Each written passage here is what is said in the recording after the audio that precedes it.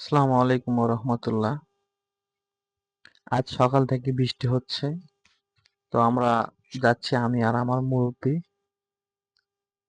আমরা একটা জাল ফেলে আসছি, দেখি সেখানে আসলে মাছ উঠছে কিনা, সেই জন্য আমার মুরব্বি আর আমি যাচ্ছি।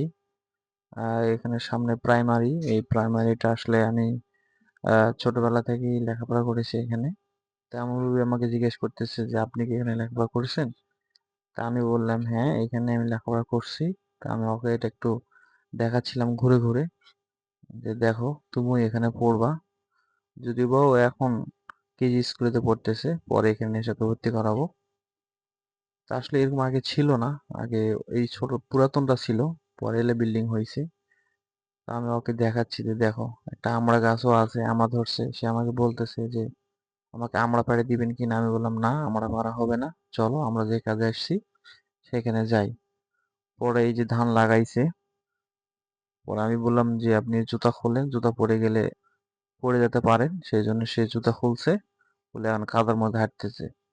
তাই আমি বললাম ভালোভাবে হাঁটো, না হলে আবার পড়ে যাবে। তো যাচ্ছে, ধরে ধরে যাচ্ছে, আমি পিছন পিছন যাচ্ছি। তা আমাকে বলতেছে আপনি ভালোভাবে আসেন, যে পড়ে যেতে যাচ্ছিল, পড়তে পড়তে আবার পড়লো না। আমি বললাম ভালো করে চলো, নাহলে পড়ে যাবে। যাচ্ছে, আমাকে বলতেছে আপনি আসেন। আমি যাচ্ছি, তুমি চলো। হুম, অসুবিধা নেই। আহ, আসলে আলের মধ্যে অনেক কাদা ছিল, এগুলো কাদা পানিতে আসলে অনেক বৃষ্টি হয়েছে, তো কয়েকদিন টানা 15 থেকে 20 দিন বৃষ্টি হচ্ছে এখানে। এই যে দেখেন আম বাগানের ভিতর কত বৃষ্টি, প্রচুর বৃষ্টি হয়েছে। আর এদিক দিয়ে একটা রাস্তা আছে, আসলে এটা একটা আরেকটা গ্রামে যাওয়ার রাস্তা। এখন যাই, কিন্তু অনেক কষ্ট হয়। আগে এগুলো আসলে ফাঁকা ছিল, তখন যাইতো। এখন আসলে মেন রাস্তা দিয়ে একটা রাস্তা হয়ে গেছে, সেই জন্য আসলে এদিক দিয়ে খুব কম মানুষই যায়, যাতায়াত করে। আগে কিন্তু অনেক মানুষ যাতায়াত করতো, কিন্তু এখন আসলে সেরকম ভাবে যায় না। এই যে এটা আমরা আসলে টোনা বলি, আমাদের ভাষায় টোনা বলি। আমরা একটা থেকে মানে রাখছিলাম।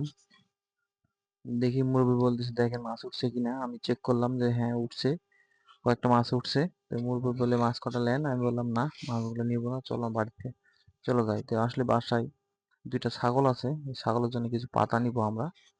পাতা বাগানের মধ্যে আসলে ডাল কাটছে, এই সময় আমাদের এলাকায় গাছগুলো ছাঁটাই করে, মানে গাছগুলো অনেক বড় হয়ে যায়, আম পড়ার পরে গাছগুলো ছাঁটাই করে। তো ছাঁটাই করার পরে আম অনেক পাতাগুলো অনেক জমা রাখে বাগানে বাগানে, মানে গুছায় রাখে, অনেক শুকাইলে পরে নিয়ে যায়। তো কিছু পাতা কাঁচা আছে। আমি মুরব্বিকে বললাম যে আপনি কয়টা পাতা নেন ছাগলের জন্য। তো ও আসতে পারতেছে না, আবার ওকে টানি উঠাইলাম, উঠে পাতাগুলো দিলাম, দিয়ে আমরা বাড়ির দিকে যাচ্ছি আর কি। হুম, বাড়ির দিকে যাচ্ছি। তো বাসায় গিয়ে রাখলাম, পরের দিন আমরা সকালবেলা আবার দুজনে এসেছি। আসার পরে চেক করতেছি যে আসলে মাছ কিছু উঠছে নাকি। তো আসলে সেরকম মাছ উঠেনি, যে যে কটা উঠছে দেখলাম।